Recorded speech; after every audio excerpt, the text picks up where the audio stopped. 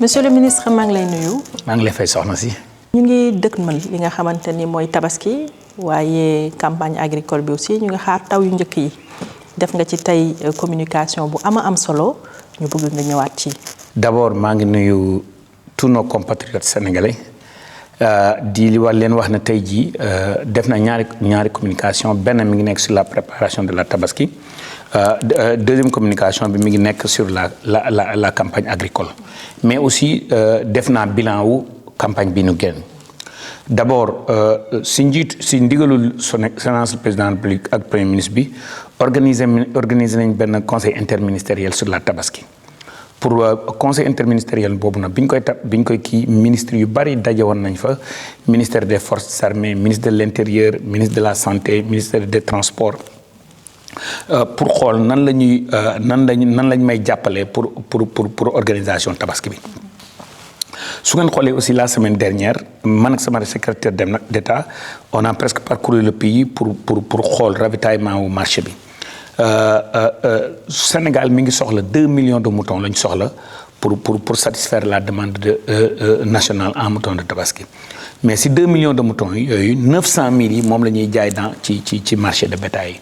tey jii j'ai le plaisir d'annoncer aux Sénégalais c'est sur ces 900 000 moutons 759 566 têtes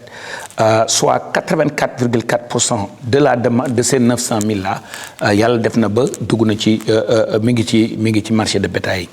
loolu nag soo ko xaymaa par rapport à l'année dernière c'est une progression de 15,45% par rapport à 2025 ci 900 millions yi nag 298 183 jóge na Mauritanie 58 443 soit 16,39% jóge na Mali may profité aussi ci occasion bi pour féliciter remercier au nom de tous les Sénégalais l'ensemble des éleveurs du Sénégal ces 3-4 derniers mois on a travaillé liggéey nañ bu baax ak l'organisation des éleveurs à travers les 5 présidents qui dirigent ces organisations là sur le plan national ba vraiment gis naa ne ravitaillement marché bi mi ngi am maintenant li may ñax Sénégalais yi rek mooy teel leen a génn dem jëndi xar yi parce que bu leen nekk ba fin bi loolu mun na am impact maintenant au-delà de njortu naa ne xar yi dana doy prix bi mën naa cher maintenant prix bi li ko xaw a cheral moom mooy que ne tout dernièrement constaté nañ ne aliment de bétail bi moo xam ngooñ bi la moo xam provende bi la surtout ci redistributeurs yi ak ñi koy jaay suñ ko jëndee ci usine aliments yi ba pare loolu amoon na ay spéculation ak ay tension ba tax rek may ñax consommateurs yi lu ngeen gën a mën a teel dem jënd seen xar jënd leen ko te y en a pour toutes les bourses bi ñu jaugé prix yi les prix variaient entre 70 000 ba 100 ba 200 230 000 maintenant bon ñi nga xam ne nii seen doole àgg na ci ñu dem ci ay laadum ak yooyu mën nañ cee dem mais daal li may wax rek en résumé organisation yëpp yi nga xam ne nii seq nañ tabaski bi def nañ li ñu war a def te suñu yàlla dimbalee incha allah dañ commencé bismillahi rahmaani rahim eggal alhamdulillahi rabbil alamin léegi sur la campagne agricole tey jii ci conseil des ministres bi aussi def naa bilan wu 2025 bi 2026 2025 nag alhamdulilah on a eu vraiment des performances exceptionnelles sur bi nga xam ne nii son excellence président de la République ak premier ministre bi jàppale nañ ma sur un budget record de 130 milliards campagne bi dafa vraiment consolider suñu souveraineté alimentaire production céréale bi dem naa ba presque 2,5 millions de tonnes muy 10% par rapport ak année précédente ci maïs bi dem nañ ba 639 938 tonnes dafay nekk presque 29% par rapport ak production bi passé arachide bi dem nañ ba 969 074 tonnes 22% par rapport ak année passée riz bi dem nañ ba 998 379 tonnes mooy 6% par rapport à l'année dernière maintenant ñaari spéculation yi nga xam ne nii mën naa ni sax ñeenti spéculation yi nga xam ne nii vedettes yi lañ coton bokk na ci presque dépassé nañu les 25 000 tonnes maintenant banane bi aussi on a dépassé la barre des 109 000 tonnes ak boobu presque mun naa ne 59% yokk na ci en termes de recette d'exportation. Maintenant oignon bi ak pomme de terre bi oignon bi on a dépassé la barre des 450 000 tonnes pomme de terre bi dépassé nañ la barre des 250 000 tonnes ñaari spéculation yooyu malgré on a eu une année exceptionnelle on a eu quelques soucis sur les hangars de stockage mais loolu damay rafetlu bu baax li nga xam ne ni secteur privé bi def na ko maa ngi au passage maa ngi remercier féliciter Sadidal un de nos compatriotes Khadim Fall bi nga xam ne ni investir na sur 10 000 tonnes d'hangars de stockage pare na d'ailleurs même semaine bi su ma yàlla dimbalee war naa ko dem seeti. Il y a aussi un Chinois qui a investi pour 10 000 tonnes d'hangars de stockage. Il y a Swami Agri qui a investi pour 35 000 tonnes d'hangars de stockage et que le gouvernement a aussi entamé une étude pour réhabiliter agropole palbi. Donc dans la campagne 2025 bi def nañ ci ay performances exceptionnelles. Maintenant ci loolu nag ay innovation yu bari lañ ci defoon mais danaa ci del ci parce que ces mêmes innovations là moom laay indiwaat pour la campagne 2026 ci campagne 2026 bi son excellence président ak premier ministre bi jàppale nañ ma encore pour un budget de 130 milliards maintenant su ngeen xoolee avec la crise bi am diggante États-Unis ak Iran ba le détroit de Osmose xaw a fermé wu dafa affecter les prix de l'urée mais si innovation bi ñu defoon daaw sur le bulk procurement programme daf ñoo dimbale ba nga xam ne nii daaw dese woon naa benn réserve bu 20 000 tonnes 20 000 tonnes boobu dafa maa dimbaloo bu baax pour ma démarrer la campagne liggéey naa ak opérateur sénégalais yi ba nga xam ne nii bi ñu defaree bi ñu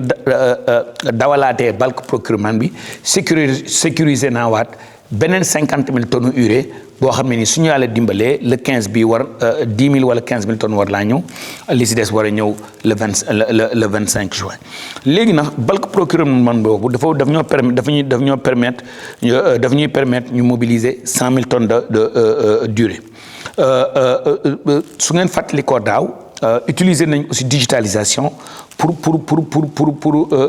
améliorer non seulement ciblage bi mais transparence bi ak gouvernance semence bi loolu aussi ren ji incha allah bëgg nañ ko daaw ci Nioro ak Tivaouane lañu defoon test bi ren nax bëgg nañ ko élargir suñu mbokk bi ñu discuter ak suñu éleveurs yi am na beneen innovation bu bëgg indi ren ci nawet bi mooy dañu bëgg def 5000 hectares d'ensilage de maïs ensilage de maïs à raison de 15 à 20 tonnes à l'hectare kooku xam naa ne suñu yàlla dimbalee ba ñu réussir ce pari là suñu mbokk éleveurs yi dinañ kontaan mais ren dafa am aussi beneen innovation buñ ci indi parce que dañu bëgg a liggéey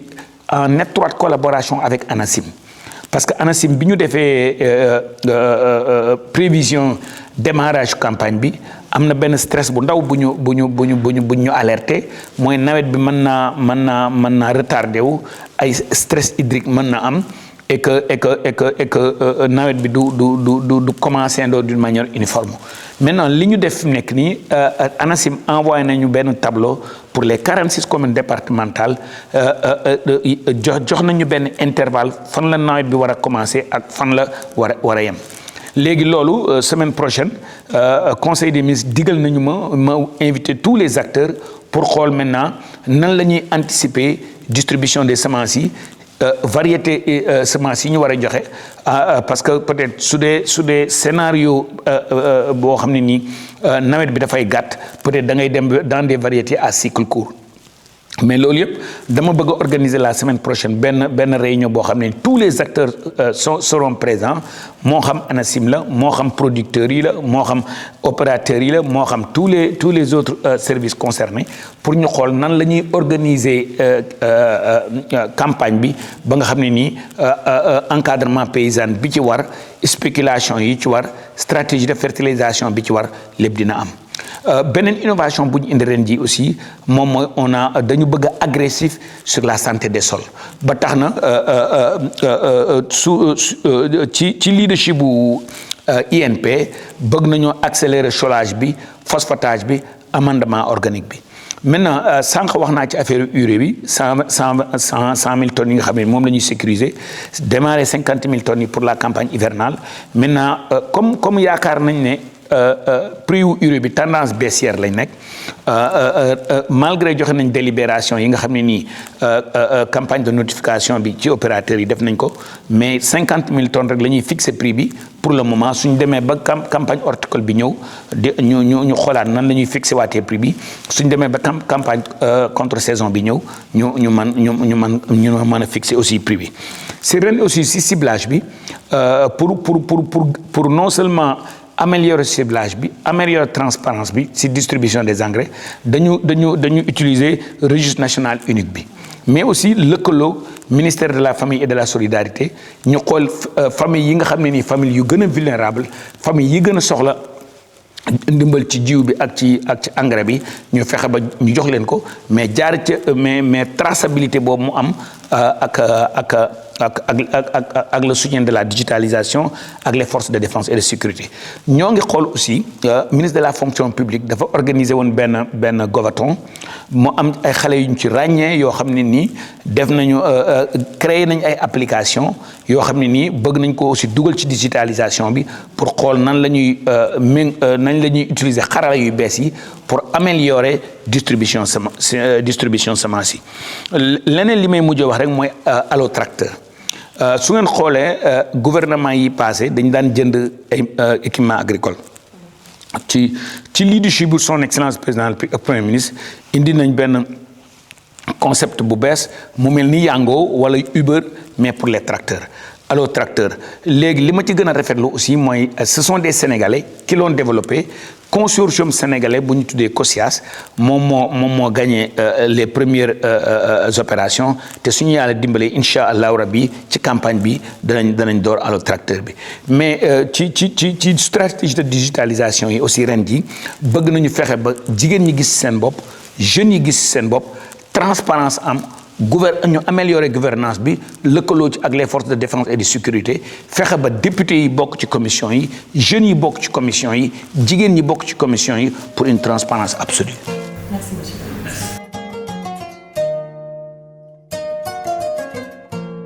tey nag ci texte yi ak loi yi am na ñetti texte yoo xamante ni aussi adopté nañu ko ci conseil des ministres ñett yi nekk ay projet de loi yoo xam ni benn bi dafa jëm ci code de procédure pénale beneen bi dem ci li nga xamante ni mooy ñu développer benn base industrielle maanaam benn industrie de défense boo xamante ni dafay jëriñ bu baax a baax dëkk bi waaye également ci ñetteeli projet de loi bi muy benn projet boo xamante ni état bi day jox li nga xamante ni mooy moomeelam FONSIS mi nga xamante ni ci banque régionale des marchés mi nga xam ne état bi moo ko moom day baax da koy jox ki nga xamante ni mooy FONSIS mu représenté ko donc mbokk yi loolu la ñu amaloon ci waxtaan ci conseil des ministres tey bi ñu leen di jox dig daje ci beneeni conseil des ministres di leen jaajëfal bu